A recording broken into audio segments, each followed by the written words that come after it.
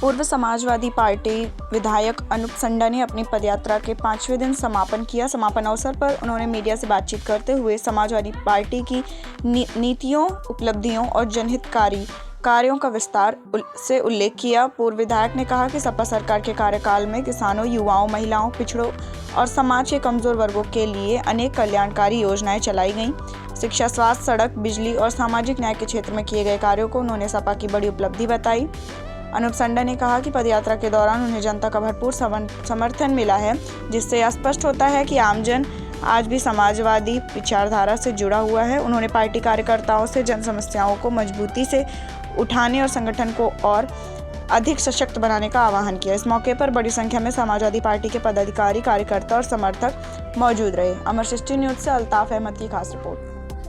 पिछड़ा, दलित और अल्पसंख्यक, जिसको हमारे राष्ट्रीय अध्यक्ष ने पीडीए का नाम दिया है, उनके साथ भेदभाव किया जा रहा है। लगातार वो पीड़ित हैं, दुखी हैं और अपमानित हैं। बी से पीड़ित, बी से दुखी, ए से अपमानित। ये आबादी मिलाकर के करीब करीब समाज की 90% आबादी है। समाज की 90% आबादी को एकजुट करने के लिए भारतीय जनता पार्टी की अलोकतांत्रिक और तानाशाह और भेदभाव वाली सरकार के खिलाफ लोगों को जागरूक करने के लिए एसआईआर के माध्यम से केंद्रीय चुनाव आयोग सरकार के इशारे पर जिस तरीके की फिजूल की कवायद जनता से करा रहा है और जिस तरीके से इस तरीके के कई तथ्य सामने आए हैं कि मतदाता सूचियां जो प्रकाशित हुई हैं उनमें बहुत सी त्रुटियां हैं। प्रदेश चुनाव आयोग, राज्य चुनाव आयोग ने जो ग्रामीण पंचायतों के चुनाव के मतदाता सूची बनवाई, उसमें 12 करोड़ 55 लाख मतदाता मात्र ग्रामीण क्षेत्रों में, और एसआईआर के बाद केंद्रीय चुनाव आयोग की जो सूची प्रकाशित की गई उसमें 12 करोड़ 69 लाख मतदाता, यानी शहरी क्षेत्रों में रहने वाले 3.5 करोड़ मतदाता कहाँ गए।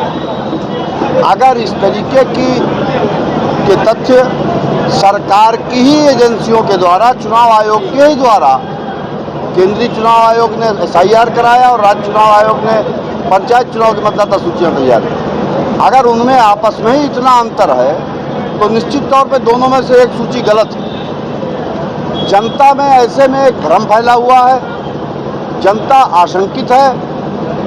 उनको लगता है कि चुनाव में भारी मतदान से लोग भारी तादाद में वंचित किए जा सकते। उन लोगों को जागरूक करने के लिए, इसलिए कि वो एसआईआर अभियान में जिनको नोटिस मिल रही है वो नोटिसों का जवाब दें। जिनके नाम किसी वजह से मतदाता सूची में नहीं आ पाए हैं वो अपना फॉर्म 6 भर करके नए मतदाता बने। और भाजपा की सरकार में समाज का हर वर्ग पीड़ित है। किसान पीड़ित है, मजदूर पीड़ित है, व्यापारी पीड़ित है, छात्र पीड़ित है, बेरोजगार पीड़ित है, महिलाएं पीड़ित हैं। उन सबको जागरूक करने के लिए ये पदयात्रा 25 जनवरी से 29 जनवरी तक आज की गई और इसमें करीब 40 गांवों का और लगभग 150 पोलिंग बूथ का हम लोगों ने भ्रमण किया है। और इसके माध्यम से जनता को अपने मताधिकार को सुरक्षित रखने के प्रति और भारतीय जनता पार्टी की सरकार की जो झूठ की, फूट की और लूट की सरकार है उसके बारे में सचेत करने के लिए झूठ बोल करके फूट पैदा करते हैं हिंदू और मुसलमान के बीच में, और फूट पैदा करके वोट ठग करके सरकार बनाते हैं और जनता की गाढ़ी कमाई की लूट का पैसा अडानी और अंबानी की तिजोरियों में भरा जा रहा है। इन सारे सवालों पर जनता के बीच में हम लोग गए थे। 5 दिन तक आप रहे, 40 ग्राम सभाओं में लगभग 50,000 लोगों के बीच आप गए। जनता ने कौन कौन सी समस्याएं बताई जो आपको लगता है कि उसके लिए इन मुद्दों पर संघर्ष जरूरी हो गया? किसान परेशान है छुट्टा जानवर से, खाद की समस्या से और सिंचाई की समस्या से। छुट्टा जानवरों का आतंक क्षेत्र में व्याप्त है। लोग रात में गुट बना करके अपने खेतों की पहरेदारी करते हैं।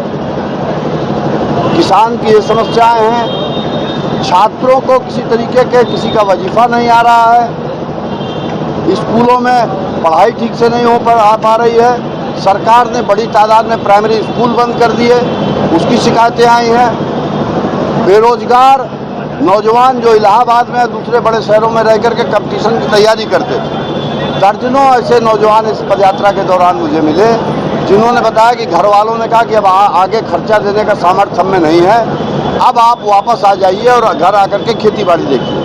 वो नौजवान जो भविष्य में IAS PCS बन सकते थे, देश का भविष्य सुधार सकते थे, अपना भविष्य सुधार सकते थे, सैकड़ों लोगों का भविष्य सुधार सकते थे, वो मजबूर होकर के आर्थिक तंगी के कारण अपने घर बैठे। ये सरकार न नई नौकरियां निकाल रही है, महिलाएं परेशान हैं, जो कानून व्यवस्था है जिस तरीके से महिलाओं के साथ अपराध बढ़ रहे हैं। आम जनता, पिछड़ा, दलित और अल्पसंख्यक इस बात से परेशान है कि पूरे प्रदेश में जिस तरीके से भगवान कहा जाता है कण कण में व्याप्त है, उसी तरीके से भ्रष्टाचार भी कण कण में व्याप्त है। थाने से लेकर के और जिला मुख्यालय तक बगैर पैसा खर्च किए लोगों की सुनवाई नहीं हो रही। इस पर आम जनता आक्रोशित है और मुझे ऐसा लगता है कि भारी आक्रोश है जनता के बीच में, और लोग 2027 के चुनाव में परिवर्तन का मूड बनाए हुए हैं और इस सरकार को हटा करके समाजवादी पार्टी के राष्ट्रीय अध्यक्ष माननीय अखिलेश यादव को मुख्यमंत्री बनाने का काम लोग करें। धन्यवाद। सुप्रीम कोर्ट आएगा तो